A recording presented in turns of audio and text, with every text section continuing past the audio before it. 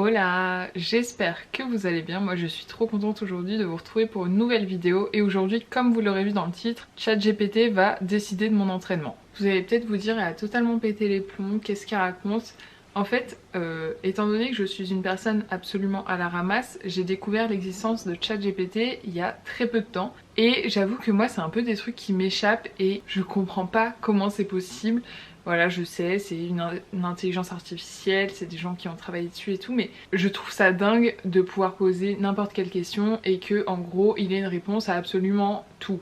Bon, j'imagine qu'il y a des gens qui ont trouvé des questions à lui poser où il n'aurait pas de réponse, mais bref. Du coup, moi j'avais un peu envie de le tester sur l'entraînement. Et donc ce soir, j'avais une séance jambes de prévu et je me suis dit qu'on allait lui demander de me faire ma séance jambes. Avant de commencer, s'il y a des gens qui, comme moi, sont un petit peu à la ramasse, ChatGPT, c'est quoi? ChatGPT, c'est un chatbot, donc en gros, c'est un outil de conversation.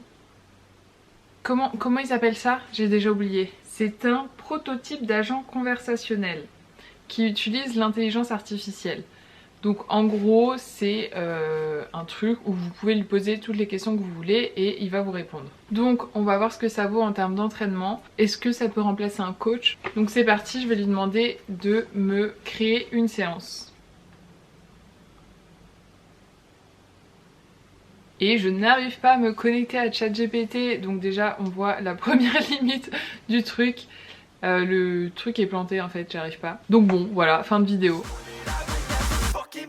Mais non, il existe plein d'autres chatbots dans le même style. J'imagine que ChatGPT c'est le plus avancé et c'est le premier peut-être, mais il en existe d'autres, donc on va faire ça. Je suis donc sur Chatbot GPT et je lui ai demandé de me faire une séance de musculation pour les jambes et fessiers puisque ma séance du lundi est très axée fessiers normalement. Et donc pour sa réponse, il m'a dit déjà on commence par s'échauffer 5 à 10 minutes avec du cardio léger, marche rapide, vélo elliptique, rameur pour augmenter la température corporelle et préparer les muscles.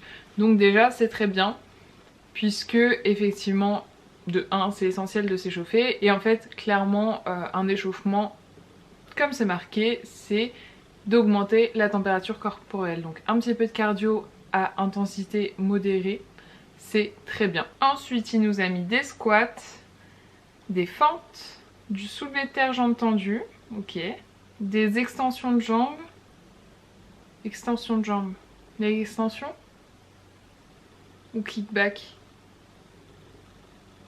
Je comprends pas ce qu'il a voulu dire. Asseyez-vous sur une machine à extension de jambes, placez vos pieds sous le coussin et poussez pour soulever la charge en gardant les jambes tendues.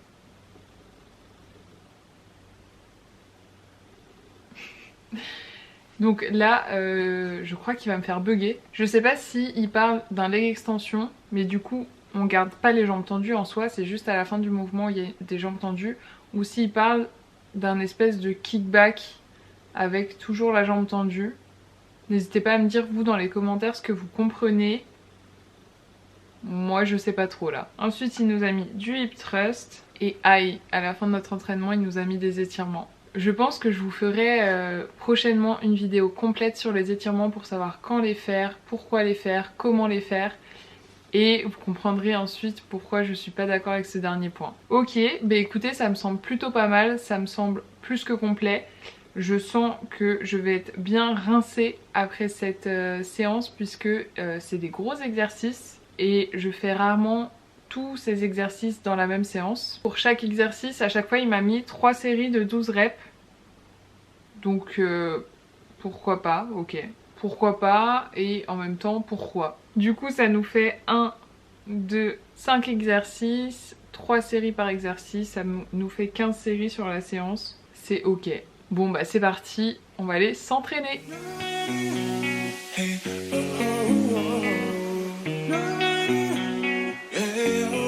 J'ai marché environ 10 minutes et là ça y est, je peux ôter le sweat. Donc en gros c'est que l'échauffement a fait son job puisque bah j'ai plus chaud.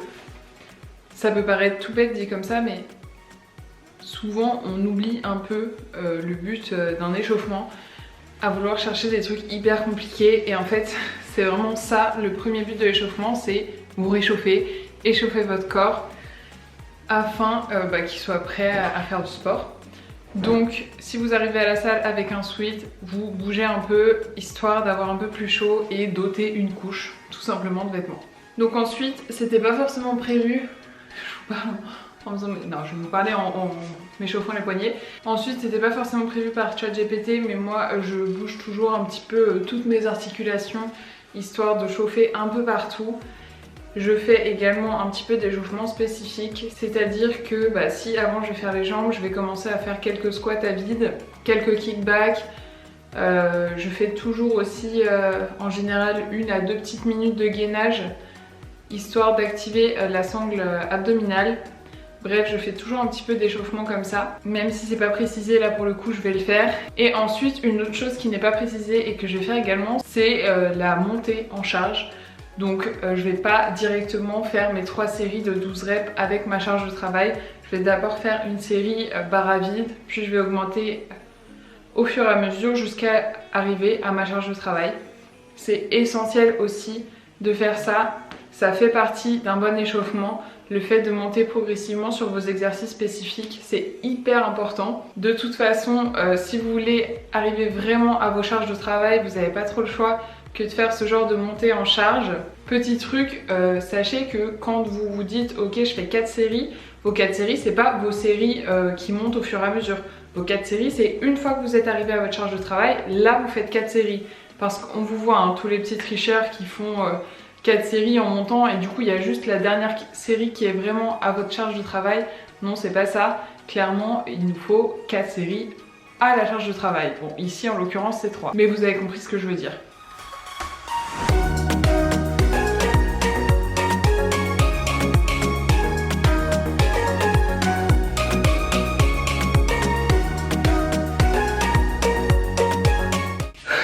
Je suis un peu essoufflée.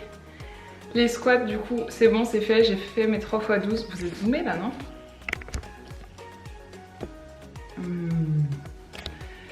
Donc j'ai fait mes 3 x 12 en squat et maintenant on va passer aux fentes. Et d'après ce que je comprends, est-ce que je comprends? Parce qu'on est tous d'accord pour dire qu'il y a différentes façons de faire les fentes. Vous pouvez les faire sur place, juste descendre, remonter, fermer les pieds, partir en arrière, partir en avant. Et là, ils me disent, faites un grand pas en avant avec une jambe, fléchissez les 2 genoux, puis descendre le bassin, puis remonter en poussant. Donc là, c'est des fentes sur place. C'est ce que je comprends.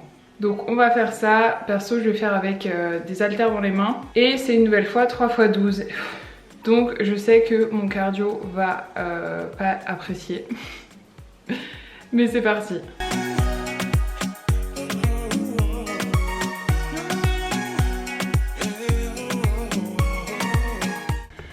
Que j'avais oublié de préciser que c'était 3 x 12 par côté, donc 24 fentes. Moi j'aime pas. Voilà.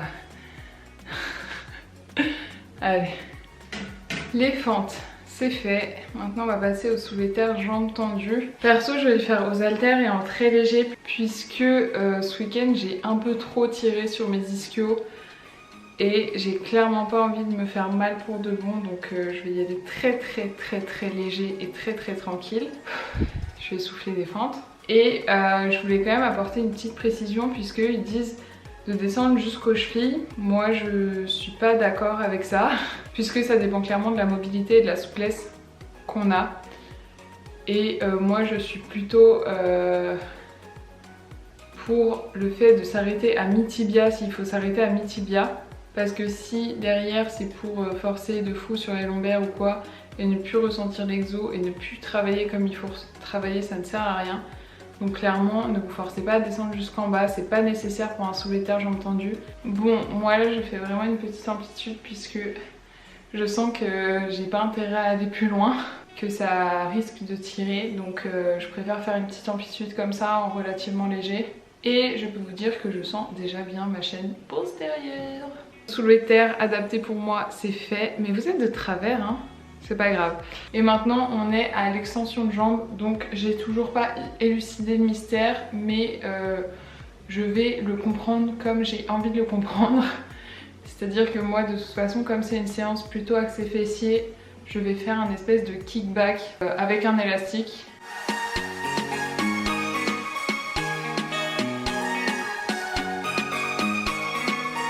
Les kickbacks, c'est fait. Franchement, je pense que j'ai clairement triché sur cet exercice. Je pense qu'il parlait plus de leg extension, mais c'était hyper mal expliqué, alors je sais pas trop.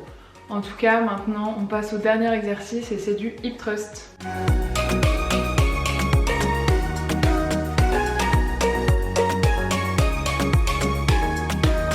Hip thrust fini. Je range et je vous débriefe un peu la séance.